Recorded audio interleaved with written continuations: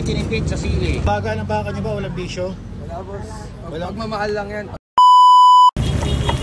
Dumayo na nga tayo ng Tayuman para matikman itong legendary na baga ng baka na 30 years na nagtitinda. Matatagpuan ito sa Barangay 233 sa may Tayuman Street, corner Katamanan, katabi ng Immaculate Conception Parish. Ayan, no, may burautan din dito, malapit din sa baga ng baka.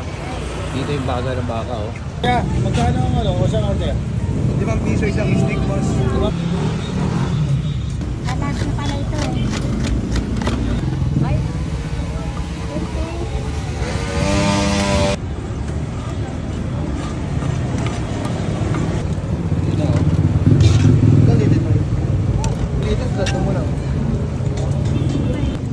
Yan guys, yun, may baga na, may dito. Alagang sili. Tapo.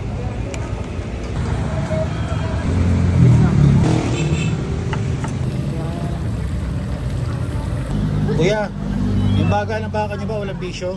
Wala boss. Wala. Magmamahal lang yan. Pagmamahal lang ba? Walang bisyo yan, ha? Ano bubukas dito? Mga 2. 2 o'clock hanggang oras po yun.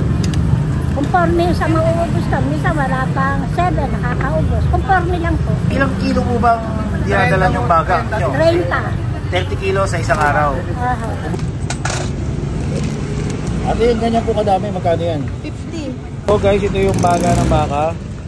Halagang 50 pesos, ganito kadami daw. Ayan, oh. Pero yung mga stick, yung nakikita nyo doon, yung mga stick na ganyan. Ayan, 5 piso lang yan. Nay, tama ba? 5 piso? Apo, apo. 5 piso isang stick.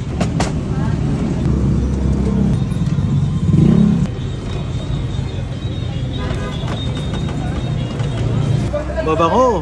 Pag babango, kainin mo. Ayan guys, 5 piso isang ganito. Ito yung dating 2-3, ngayon 5 na siya. So tikman natin ang wala pang suka na sausawan. May sili na kagad, so alam na natin maanghang to. Oh, manamis-namis siya. Wala siyang kalansa-lansa, walang anggo. Naniniwala ako kay kuya, walang biso to. Walang biso, kahit damo daw wala. Pagmamahal lang. Bagong lahat, may gulamat din sila. Inom tayo, maanghang eh. Uy, gulaman na pandan. Sarap to ah. Suka natin, sausaw suka. Yan, sinausaw natin sa suka guys. Mas masarap pagka may suka. Kasi nababawasan ng anghang. Oh. Andun pa rin yung tamis na, may anghang pa rin. Lalo kung mahilig talaga kayo sa baga ng baka. Eto guys, dito lang sa Katamanan Street guys. Katamanan Street, corner Tayuman. Makikita nyo na itong tindahan. Nabitin ako, kumuha na ako ng 50.